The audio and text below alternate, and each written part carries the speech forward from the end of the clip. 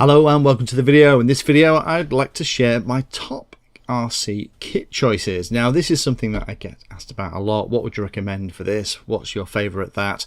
And it's useful once a year to kind of round everything up and to collect my thoughts together in an easy to watch video. Well, hopefully easy to watch. I put links down in the description, so if you're interested in a particular area, whether it's quads, parts, FPV goggles, beginner planes, whatever it is, if you go down and have a look at the description, you can click on the time code and go straight to it rather than having to watch the whole thing. Now everything in these slides I've actually played with myself. I've had my hands on, I've owned or flown a number of times. So it's based on my experiences and my own opinion. So this doesn't mean that it's a completely comprehensive list of everything available in the market. This just happens to be the stuff that I've played with. And I'm quite lucky in that I get to play with an awful lot of radio control technology. So these are the things that I would recommend people buy if they're looking to buy a particular radio, quadcopter or whatever, based on everything that I've played with. Now we're going to go through probably 30 or 40 different products in the next handful of slides, so it's almost impossible for me to keep track of all the links and all the places that I've talked about that particular product.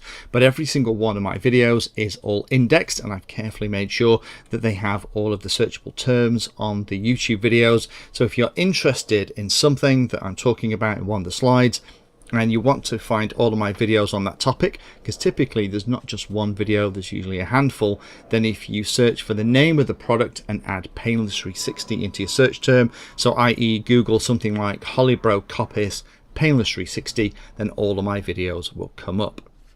So now that's out the way, let's actually get into the meat of it. And the first one we're going to do is the radio transmitters. Now, I personally feel that radio transmitters and FPV goggles are investments in the hobby, and it's something that you should be expecting to have for 4 or 5 years before you upgrade or change it. And because of that, it's probably worthwhile, if you can, buying one of the best radios you can afford. And the cool thing these days is that a radio doesn't have to cost the earth and still be a blooming good radio that's going to last you for a long time. Now, I'm a big fan of OpenTX. Those of you that watch the channel will know that already. It makes sense to me. If you have a very logical or analytical, mathematical or engineering brain, then the OpenTX system will seem like a piece of cake and you won't be able to understand why some people struggle. But for a lot of people, doesn't make sense, so I'll split the recommendations into 2 lists. If you can cope with OpenTX, and again I've got a complete OpenTX mix school on the channel that'll take you from very simple principles and work up, then I would go with either Taranis X9D. It's a full-size radio, has more switches, knob sliders than you're ever going to use. And at the moment, touch wood, I've never been asked a question of can the radio do this and not being able to make the radio do it. So that would be my top pick. There are 2 other radios that are still fantastic choices. There's the QX7, or the upgraded version of that is called the X7S, that has the better gimbals and things in it. That is a little bit cheaper than the X9D Plus, has a few less switches but still has all the same capabilities. And there's the brand new X-Lite, which I'm just starting to play with now, which is a much smaller flight controller, probably less useful for fixed wing flyers, but if you're looking for maximum portability and flying quadcopters, then the X-Lite is going to be a great choice. If OpenTX and the whole OpenTX business just leaves you cold, there's a couple of radios I would recommend at the moment. The new TX6i from Hobby King, that new orange radio, is a fab little radio and very inexpensive. And the other thing I've also been impressed with is the Jumper TS8G. There's the TS8G Pro that I looked at a while ago. That's that very bright yellow thing.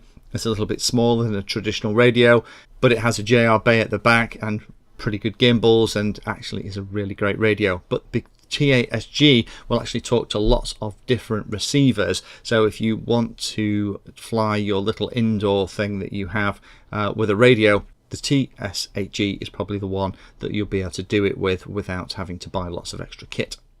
Next thing then is quadcopters. This is probably going to be a controversial one. Again, everyone has their own favourites, and opinions are like belly buttons. Everyone has one. This just happens to be mine. Mini size, for me, it's going to be one of 2. Until very recently, I would have said the Vifly X150 is by far the best little brushless quadcopter that I've tried. and it's been surpassed recently by the Emax Baby Hawk, our 3-inch version. Both of those are enormous fun and fly just like full-size 5-inch models, but can almost fit in the palm of your hand. I personally don't like brush things like the tiny whoops and those kind of clones. I'm not a big fan of flying indoors, so I haven't had a lot of those in. But a lot of people are big fans of those. Personally, if I'm going to fly, I like to be zooming in and out of trees and around the park. The 5-inch or more traditional sized quadcopters that I really have enjoyed, and again, these are ready to fly models rather than ones that I've built. The Emax Hawk 5 is a brilliant model. Emax really seem to be hitting their stride with this at the moment. The Holybro Coppice 1 was a complete monster. I've still got that one here on the wall and I do fly it. And the Armatan Rooster and also the Armatan Chameleon, Chameleon V2 in particular with the titanium cage at the front, are beautiful models as well. And if you're looking for models that are going to fly brilliantly, are really well put together using very well chosen components, then those are 3 that you shouldn't go wrong with. If you're looking at quadcopter parts, frames, I'm a big fan of the Armatan Chameleon V2 frame. That new frame I actually did a build series with is just stunning. It's not cheap, but then good stuff doesn't tend to be.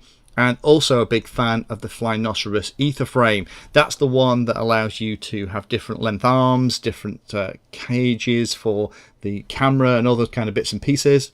And it's really versatile, very lightweight, but also blooming strong as well. Flight controllers, this changes as I get more flight controllers in, but if I had to pick 3 right now, I'd pick the Brain FPV Radix. Big fan of the Brain FPV stuff. It just works so well, and that vector-based on-screen display is beautiful. I really like the CL Racing F4S. Get version 1.4 or later. That's fixed the problem that it has had with the ESCs. You'll occasionally hear problems in the forum about them, but that was the previous version to 1.4. And also the Holybro Kakuti F4. And there's a reason why you'll find those flight controllers turning up in my quadcopter builds. It's because they always just work with Betaflight.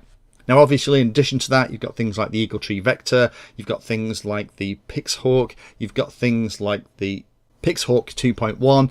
I'm not talking about those for these, but again, I have complete video series on those other things if you're not interested in Betaflight. FPV goggles next.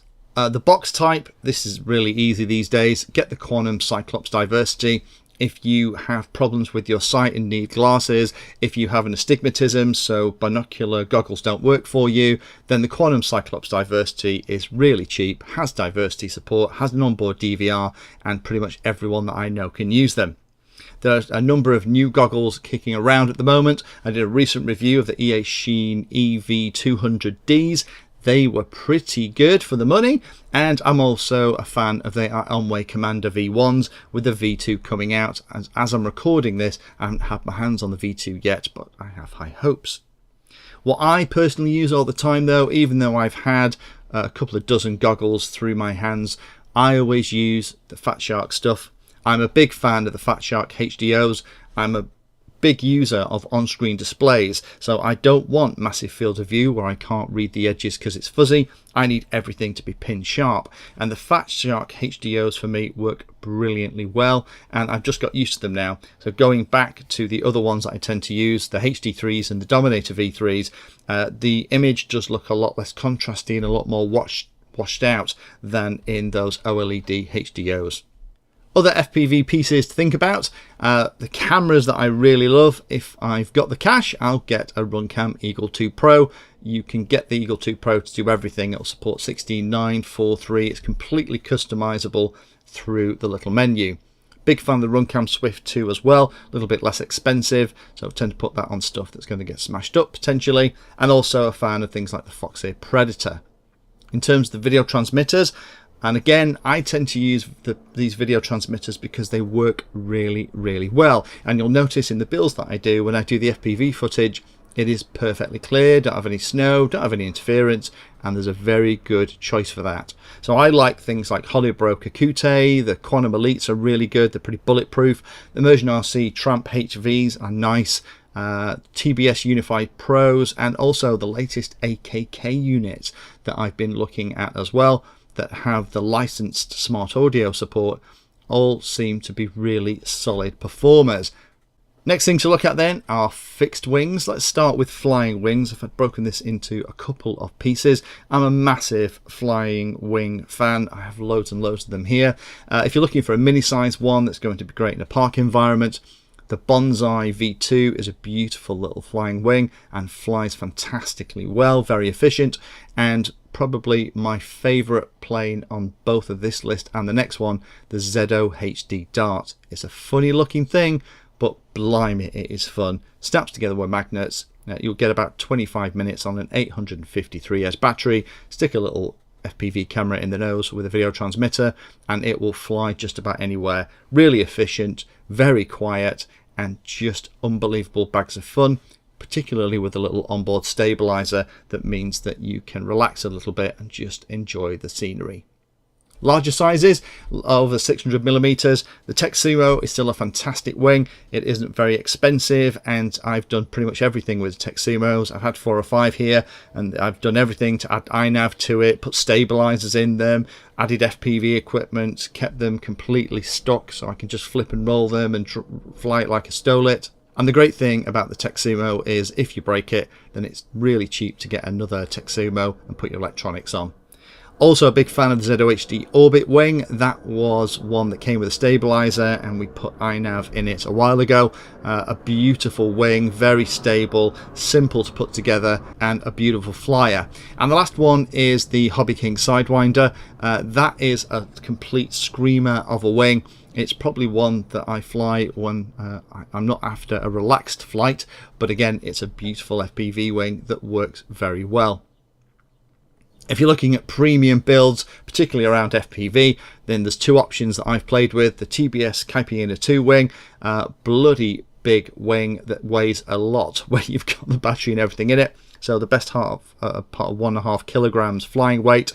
And at the moment I'm building the right wing mini drac, and that is another beautiful wing, a very different experience to the Caipirinha, and I will be doing a video where I'll contrast between the two, but it depends on what you're after. But both of those are going to be $300–400 wings before you even start putting in all of the other electronics as well.